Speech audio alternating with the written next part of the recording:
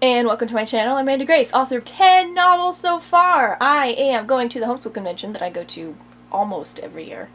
There was at least one year that I did not, maybe two. But anyway, almost every year, I go to this convention. I have a booth, I sell my books, I talk to readers. It's a blast. I love it. That's what's happening.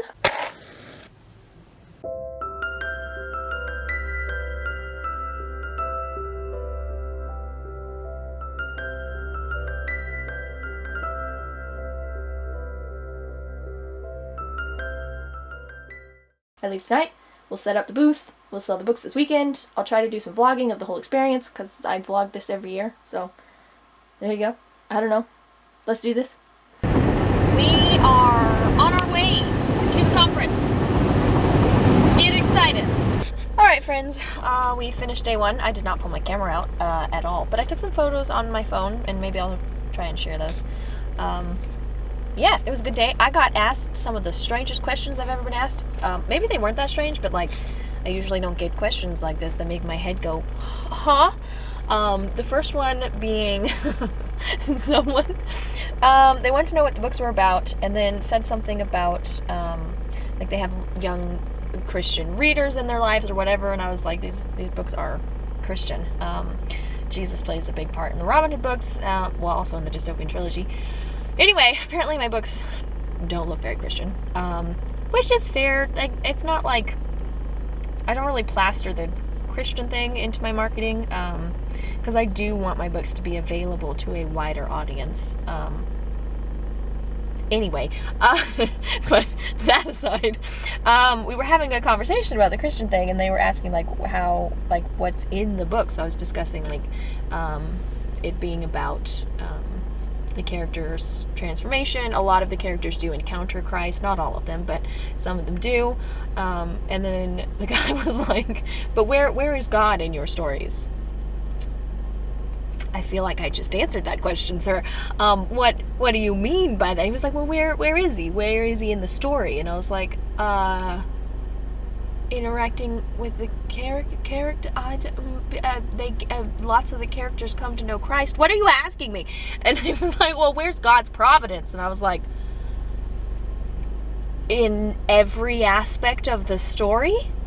I don't know, sir. What do you want me to say? Like, literally every moment of their lives. That's how it works. I don't know what you want me to say.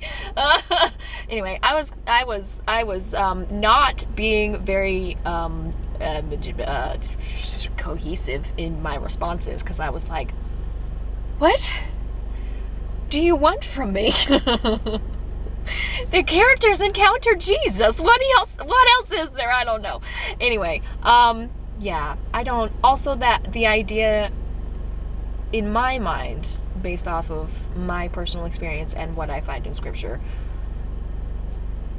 God is in every little moment. Oh, what do you want? Where is God's providence? I don't know. Maybe in like every single moment of their lives. Anyway, that was a hard question to answer. And then someone else much later in the day wanted to know, about my Robin Hood books. My views on money. They didn't specifically ask about, like, capitalism or socialism or anything, but they were kind of asking about it. And I was like, huh? They were like, well, is Robin Hood still, like, stealing from the rich? Is, like, you know, some people think having money is a bad thing or whatever. And I was like, so Robin Hood is still stealing from the rich, but it's not really about the money. None of the stories are about the money.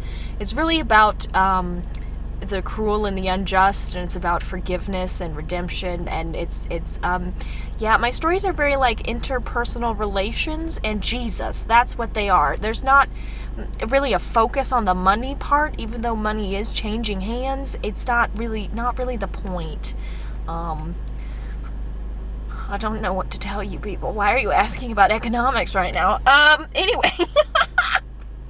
So yeah, there was some conversations that I wasn't prepared for. I didn't come in with, like, a frequently asked questions prepared in my mind. Not that those two questions have been frequently asked, because clearly in the like 5 years I've been doing this, I've never encountered that. So that was interesting. Neither of those questions were bad. The second one I was like, huh? And the first one I was mostly confused because I thought I'd answered the question when he asked where God was in the story, and I said interacting with the characters and getting, you know, they're getting to know him. I mean, not all of them, obviously. So like, some of them don't come to Jesus, but the ones that do, you know, form a relationship like any other relationship. What? I feel like that answers your question, sir. He did not feel like it answered the question. I don't know what he was looking for. Like specific miracles or like divine intervention? I don't know. I feel like there is some of that to a certain degree. The good guys win, which you could attribute to Jesus. It's a fictional story from my head, so really Jesus didn't have anything to do with it. I mean, he did, because he is the inspiration behind all of my stories, but like, he wasn't technically actually interacting with any of these characters, because they're fake. And I was confused by that. Anyway, I'm going home.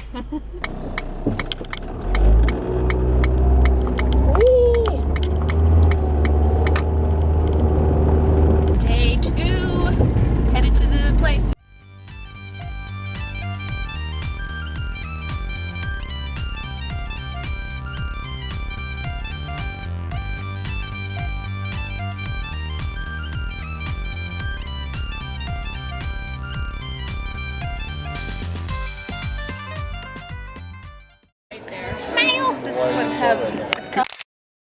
We got a smile. Well, she's probably like, I don't know. Well, I never get pictures with that kind of.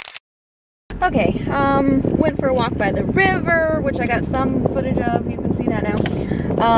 Sold some books. Didn't have any wild questions today. I'm tired. It's 6 o'clock, almost 6:30 in the evening.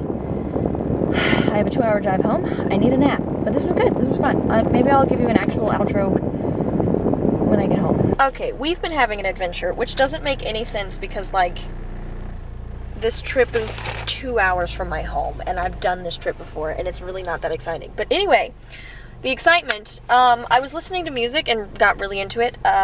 So I knew where my exit was. I was like, 2 miles from here, I have to turn or whatever. And then I was singing a song, and then I missed my exit, which was fine because I just turned at the next exit, and my GPS was like, this is fine, we can take this road, we don't have to turn around, this road is fine. So, all is well, we take this other road. And then I realized that I needed gas. So I added a gas stop to my GPS. I was like, gas, check, go, right?